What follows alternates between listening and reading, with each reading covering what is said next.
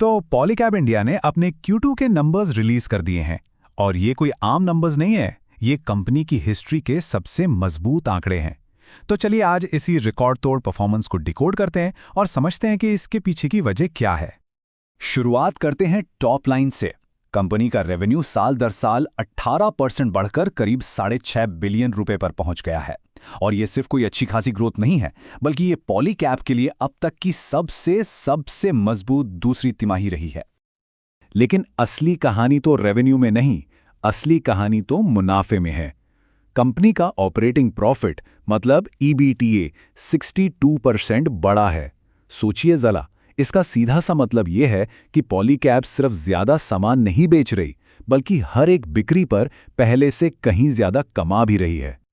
और जब सारे खर्चे निकाल दिए गए तो नेट प्रॉफिट 6.9 बिलियन रुपए पर आ गया। ये पिछले साल के मुकाबले 56% ज्यादा है। तो तस्वीर एकदम साफ है।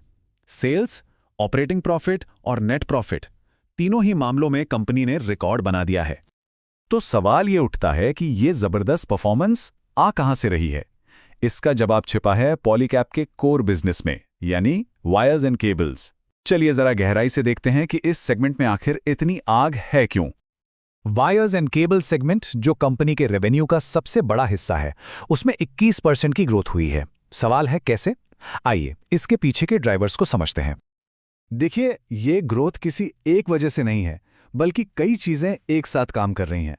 एक तरफ सरकार इंफ्रास्ट्रक्चर पे जोर शोर से पैसा लगा रही है, दूसरी तरफ प्राइवेट कंपनियां भी अब इन्वेस्टमेंट करने लगी हैं, और ऊपर से रियल एस्टेट मार्केट की मजबूती और इंटरनेशनल बिजनेस की ग्रोथ, इन सब ने मिलकर डिमांड को एक जबरदस्त पुश दिया है।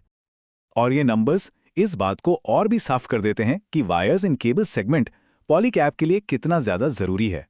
सोचिए, कंपनी के टोटल रेवेन्यू का 87%, जी हां 87% सिर्फ इसी एक सेगमेंट से आता है।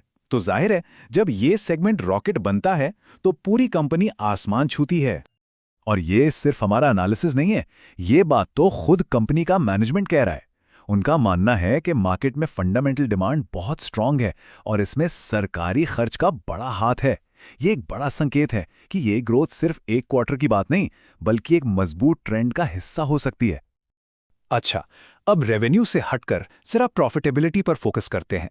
पॉलीकैब इस शानदार ग्रोथ को इतने तगड़े मुनाफे में बदल कैसे पा रही है, ये समझना बहुत बहुत जरूरी है। यहां देखिए, कंपनी का ईबीटीए मार्जिन मतलब उसके कोर बिजनेस का प्रॉफिट 430 बेसिस पॉइंट्स बढ़ा है। आसान भाषा में कहें तो 4.3% का सीधा जंप। ये साफ दिखाता है कि कंपनी सिर्फ ज्यादा बेच नहीं रही, बल्कि हर एक सेल पर पहले से कहीं बेहतर कमा रही है। तो ये हुआ कैसे? मैनेजमेंट ने इसके 3 बड़े कारण बताए हैं। पहला, ऑपरेटिंग लिवरेज, मतलब जब सेल्स बढ़ती हैं तो फिक्स्ड खर्चे उतने नहीं बढ़ते और प्रॉफिट तेजी से ऊपर जाता है। दूसरा, कंपनी अब ज्यादा मार्जिन वाले प्रोडक्ट्स बेच रही है। और तीसरा, प्रीमियम प्रोडक्ट्स की बिक्री पर उनका खास फोकस है। ठीक है, अब जरा पॉलीकैब के बाकी 2 सेगमेंट्स पर भी एक नजर डाल लेते हैं, क्योंकि वहां इस क्वार्टर में कहानी थोड़ी सी अलग है। एक तरफ है एफएमईजी, मतलब फास्ट मूविंग इलेक्ट्रिकल गुड्स। ये सेगमेंट 14% बढ़ा, जो कि अच्छा है, लेकिन लंबे मॉनसून की वजह से पंखों की बिक्री थोड़ी ठंडी रही। वहीं दूसरी तरफ है ईपीसी, यानी इंजीनियरिंग और कंस्ट्रक्शन बिजनेस। यहां रेवेन्यू तो कम हुआ, लेकिन उसकी वजह प्रोजेक्ट्स की टाइमिंग है। चिंता की कोई बात नहीं है, क्योंकि आगे का रास्ता साफ दिख रहा है। एफएमईजी सेगमेंट में एक चमकता सितारा रहा, और वो है सोलर बिजनेस। डिमांड इतनी मजबूत है कि ये इस साल इस पूरे सेगमेंट का सबसे बड़ा हिस्सा बन सकता है। और जैसा मैंने कहा, ईपीसी रेवेन्यू में जो गिरावट है, उसका मतलब ये बिल्कुल नहीं है कि बिजनेस कम हो गया है। नहीं, ये बस प्रोजेक्ट्स के पूरा होने की टाइमिंग का खेल है। और भविष्य की तस्वीर तो काफी मजबूत है। भविष्य मजबूत क्यों है, ये नंबर देखिए। सरकार की बड़ी स्कीम्स जैसे आरडीएसएस और भारतनेट, इनसे कंपनी के पास 113.5 बिलियन रुपए के ऑर्डर हैं। ये एक बहुत बड़ा नंबर है और ये दिखाता है कि आने वाले टाइम में इस सेगमेंट से एक मजबूत रेवेन्यू आने वाला है। चलिए अब इन तिमाही नतीजों को कंपनी की लॉन्ग टर्म स्ट्रैटेजी, जिसका नाम प्रोजेक्ट स्प्रिंग है, उसके चश्मे से देखते हैं। ये टेबल एक तरह से कंपनी के प्रोजेक्ट स्प्रिंग का रिपोर्ट कार्ड है और आप देख सकते हैं कंपनी अपने ज्यादातर टारगेट्स पर या तो ट्रैक पर है या फिर ट्रैक से भी आगे चल रही है। खास तौर पर अपने core business wires and cables में कंपनी अपने ही अनुमानों से कहीं बेहतर परफॉर्म कर रही है।